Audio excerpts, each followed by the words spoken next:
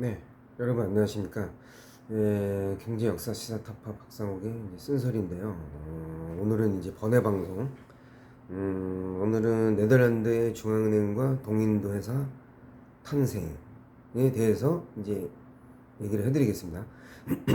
일단 암스테르담이 그때 당시 이제 금융 도시였는데 이제 스페인으로부터 독립하기 전에 발트해 운송업의 75%를 통제하는 나라였어요. 이게 네덜란드가 이게 좀 제법 그때 당시 무역업이 좀 발달한 나라였는데 그 당시 이제 표준화된 교육서를 설립해서 상품의 정가, 교육 시간, 지불 방식에 대한 관한 정보까지도 가지고 있었고 또 1609년에 세계 최초의 암스테르담 증권거래소가 설립이 돼요. 이게 최초입니다.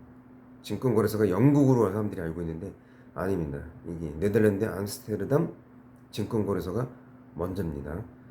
차용증을 화폐 대신 유통시켰고 유럽 최초의 차용증 시장이 여기서 형성됩니다. 그게 나중에 이제 수표로 발전하고요. 그 다음에 곧 이어서 이제 중앙은행이 탄생해요. 1년 뒤에. 그 다음에 이 은행권이 이제 최초의 종이 화폐가 되어 유통하기에 이릅니다. 그리고 1640년에 이제 전 세계 국제 환율 중심이 되고, 그 다음에 이제 물론 이제 그 전에는 이제 네덜란드라는 이제 공화국이라는 이름을 가졌는데, 계속해서 이제 네덜란드가 이제 번성을 하게 됩니다. 사실상 스페인의 패권 다음으로는 네덜란드라고 봐야죠. 그 다음이 네덜란드가 사실상 이때 당시 패권 국가였다 이렇게 보시면 되고요. 그 다음에 이어서 이제 동인도 회사까지도 만들어서 무역해서 14개를 이제 통합을 하고 그 다음에 1621년이 돼서 이제 서인도 회사도 설립을 합니다. 물론 이제 훗날 이제 영국의 아프리카 이제 국립 그 회사에 이제 통합이 되지만 그 전까지는 네덜란드가 해상 무역의 왕입니다. 그래서 어쨌든 아메리카 대륙의 상품과 노예 무역을 이때 얘네가 먼저 해요. 영국의 성강 무역이 먼저가 아니에요. 얘네가 먼저예요. 그래서 새로운 개념의 법안이 위험 부담을 계속해서 지게 되고 무역상들은 주주로서 이제 투자를 계속하고 하게 돼요. 그래서 예전에 봉건 영주와 이제 비슷해서 군대를 조직하고 이제 해군력이 여기서부터 강화가 돼요. 이래서 유럽의 해군력이 강화가 돼가지고 나중에 이제 아편 전쟁이니 이제 아시아에 선전포고를 하게 되죠. 어쨌든 무역 독점 운영권도 이때 당시에 이제 점점 좀 커지게 되고 이제 영국과 프랑스는 식민지를 만들어 필요한 원자재를 공급받았던 것과는 달리 오로지 무역에만 좀 네덜란드는 의존하는 편이에요. 그래서 원주민을 통제하는 방식, 죽이는 방식이 아니라 약간 얘네는 통제하는 방식으로 원자재를 얻어냈다고 보시면 됩니다. 그래서 방대한 관료 체제 구축은 했지만 밀수는 통제하지 못했어요. 그래서 이 밀수를 통제하지 못한 게 나중에 네덜란드 실수인데 어쨌든 이게 나중에 쇠락의 길을 걷는데 이제 조금 단초를 제공해요. 그래서 네덜란드 집정관이 오랜 시간 영국 국왕직을 격임을 해서 네덜란드의 이익을 갉아먹은 게 나중에 이게 첫 번째 이유인 거고 빌렐름 빌렐름 이분이 6세인가? 좀 헷갈려 죽겠는데 근데 이 사람이 이제 국왕도 겸임하잖아요. 여기서 이제 네덜란드 이익을 좀 희생시키는 정치적인 것 때문에 또 네덜란드가 좀 까지는 것도 있었고 또 네덜란드 은행도 푸거 가문처럼 전철을 밟아요.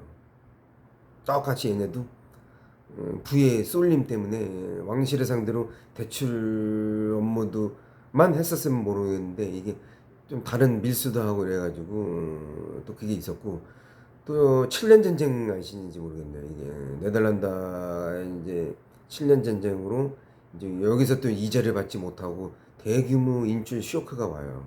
그래서 이때 당시에 43개 은행이 파산해서 이제 이 네덜란드가 금융업이 쇠락의 길을 걸어요. 약간 스페인하고 비슷한데 조금 다르죠. 이제 7년 전쟁이 하나 껴있다는 거. 그 다음에 이 빌렐름 6세가 영국 왕도 같이 견임을 했다는 거. 그때 당시 아시지 않습니까? 뭐 제임스를 밀려나게 해가지고 그때 이제 휘근이당이 이 공주의 남편인 이 네덜란드 그때 빌헬름 공을 이제 데리고 와가지고 이제 시키는 그 하여튼 그거 있습니다. 그건 나중에 다른 다룰 수 있을 때 이제 얘기할 거고요. 어쨌든 네덜란드는 동인도 서인도에서 중앙은행을 설립하고 이 독점 무역을 흥성을 해서 어쨌든 최강국으로서 한번 면모를 보여줍니다.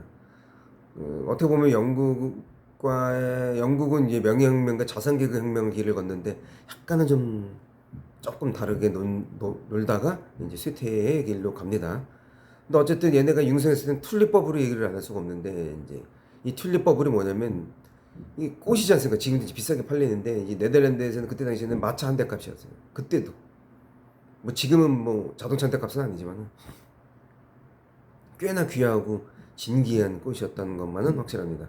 그래서 이게 증권거래소에 상장돼가지고 어떻게 보면 선물 선택권을 만들어서 이제 대금 지불을 하고 또 날짜가 생겨서 시장가로 뭐 기준을 정해서 하여튼 이 튤립으로 여러 가지 상품을 만들어냈다고 합니다. 그래서 이제 이게 한때 붐을 타가지고 한 5,900%나 폭등을 하게 됩니다. 아마 5,900% 폭등한 거는 이 튤립이 유일하지 않을까 저는 그렇게 보고 있습니다. 지금 5,900% 오른 게 없잖아요. 이 미국의 경제 공황 오기 전에도 그때 1920년대에도 이 정도로 오른 거는 없었습니다. 어쨌든 국민 모두가 이제 튤립에 이제 미쳐서 튤립에 투자하고 튤립 생산만 하고 이렇게 생각하시면 됩니다. 그래서 일주일 근데 이제 문제는 뭐냐면 이게 이제 버블이 와서 일주일 만에 이제 1달러로 떨어져요. 폭락을 해가지고 이게 이제 이때 이제 대두된 게 거품 경제가 있구나 조심해야 되는구나 이게 무한정 오르는 게 아니라는 거를 1600년대 깨달아요 얘네가. 근데 이제 미국이 이제 금융 경제 공황이 왔을 때 이걸 아는 놈이 한 명도 없었다는 거지. 그때 이제 찰스 메릴이라는 그 사람 빼고는 뭐 어쨌든 그건 나중에 또 할 얘기가 있으면 하고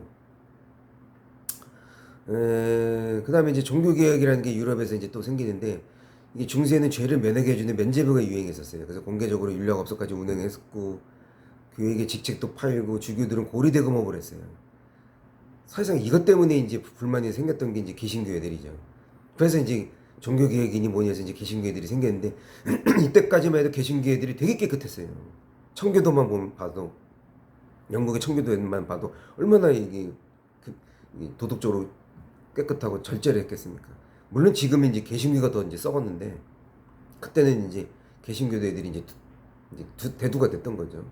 그래서 이제 그 부패로 루터 종교개혁의 95개조 반박문 선포돼서 이제 시민들이 이제 호응을 얻어서 이제 3대 논문까지도 발표가 되죠. 그래서 종교를 믿는데 왜 돈이 필요하냐 뭐 이러면서 이제 돈을 안 내도 된다, 기부금 필요 없다, 뭐 이렇게 직설적으로 이제 강조해서 이게 구교도 하고 싸우게 돼요. 그래서 루터가 아주 반역자로 찍히는데 어쨌든 1580년에 카톨릭교도를 포기하고 이제 신교도가 이때부터 이제 확산이 되면서 이제 독립 선언한다, 뭐 한다 해가지고 이제 프로테스탄트라는 이 신조어가 떠오릅니다.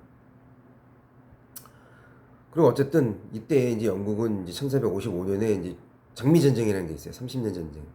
이게 영국의 패권 국가로서 이제 원천은 종교개혁이라고 이제 말하는데 이제 당시 귀족들이 피폐해지는 사이에 교양청은 교회의 3분의 1을 소유해요. 교회가 이게 소유를 하는 시기였어요. 그 당시. 이게 공용이 아니었어요. 그래서 헨리 8세는 이 부패한 교양청 세력과 타파하기 위해서 6개 신조법을 반포를 합니다. 이 6개 신조법을 발표해서 따르지 않는 자는 무조건 다 사형으로 다스렸어요. 이래서 헨리 8세가 무서운 걸로 지금 이제 사람들이 알고 있는 거예요. 이래서 영국 의회가 수상령을 공표하고 자치권을 행사하고 국교가 나와. 이게 성공회예요. 뭐 한간에는 뭐 이혼을 해서 뭐 새로운 여자랑 결혼해서 뭐 했다. 그것도 맞는데 얘도 종교 개혁을 위해서 6개의 신반포를 해서 이 신조법으로 이제 사형을 시켜서 이제 교황과 이제 거리가 멀어지면서 성공회를 탄생시킨 것도 맞습니다. 무조건 그런 쪽으로 보기도 뭐하고 얘도 개혁을 하긴 했습니다. 그래서 왕권이 크게 강화가 돼요. 물론 장미전쟁으로 많이 죽어가지고 귀족들이 죽어가지고 왕권이 자동 강화된 것도 있지만은 어쨌든 교황을 멀리하고 이렇게 종교개혁을 해가지고 이 성공회를 선포시켜서 자체 왕권이 강화된 부분도 있습니다. 그걸 한번 따로 보셔야 된다는 거죠. 그래서 어쨌든 당시 이제 인클루전 운동도 일어났는데 이제 17세기 이제 개방 공유지나 황무지를 울타리 쳐서 사유지임을 명시한 운동이에요. 그래서 토지는 사회적으로 부를 의미하지만 부의 증대도 이제 하는 거에 또 쓰여요. 이제 그 지대의 발전에 이제 그때부터 생깁니다. 그래서 영국을 강대국으로 키운 배후에는 수공업 발전도 있었지만은 이 방직업이 또 생기면서 어떻게 보면 훗날 산업주의 혁명을 일으키는 거에 계기가 돼요. 이 수공업에서 방직업으로 가는 이 생산 혁명이 나중에 이제 이 로스차일드 산업주의, 내 저번에 얘기한 그 혁명의 발발이 되는 거일 수도 있습니다. 그래서 이제 본격적으로 유럽은 이제 대항해를 맞이하면서 이제 영국 같은 경우는 엘리자베스가 스페인의 무적 함대를 괴멸시키고 이제 그렇게 해서 이제 영국이 이제 커지고, 이제 스코틀랜드 같은 경우는 농민들이 반란을 일으켜요. 공기를 해서 이제 의회를 소집시켜서 이제 의회의 힘이 커져요. 스코틀랜드도. 그래, 그다음에 이제 나중에 이제 영국 같은 경우는 찰스 1세가 이제 204개의 조항에 걸쳐서 시정을 요구하는 대항해서도 제시를 해요. 그래서 영국이 본격적으로 이제 대항해서로 가는 게 찰스 2세. 이제 스페인하고 포르투갈은 이제 그 콜럼부스나 이제 그런 애들로 인해서 이제 대항해서를 가게 되고, 어쨌든 1642년에 영국 같은 경우는 이제 요크 가문하고 왕당파 가문 군대가 의회하고 전쟁을 벌입니다. 이 찰스 1세가 이제 왕권을 더 강화시키려고 이제 무리수를 두다가 이제 존핌까지는 이겨요. 근데 그 다음에 크로멜이 이제 등장하는데, 이 존핌까지는 저건데 크로멜이 좀 이게 강경파예요. 또 이게 얘가 또 청교도 파고 그래가지고 청교도의 이 재력과 이 나머지 의회의 힘을 얻어서 이놈이 이제 권력을 장악합니다. 찰스 2세를 사형시키고 의회 권력을 3분의 2를 잡고 나중에 의회마저도 해산시켜버리고 지가 이제 군인이 정치를 하는 이제 시절이 열려요. 그래서 저는 뭐랄까 쿠데타? 크로멜의 쿠데타로 봅니다. 저는. 어쨌든 의회도 해산시켰죠. 그 라이벌들은 다 죽여요. 다 숙청해요. 어느 정도로 숙청하냐면 인재가 없어가지고 뭐 다른 나라에서 뭐 뽑아오고 뭐 재상도 없어가지고 재상을 누굴 뽑을까를 회의를 막 수일 동안 하고 막 그랬어요.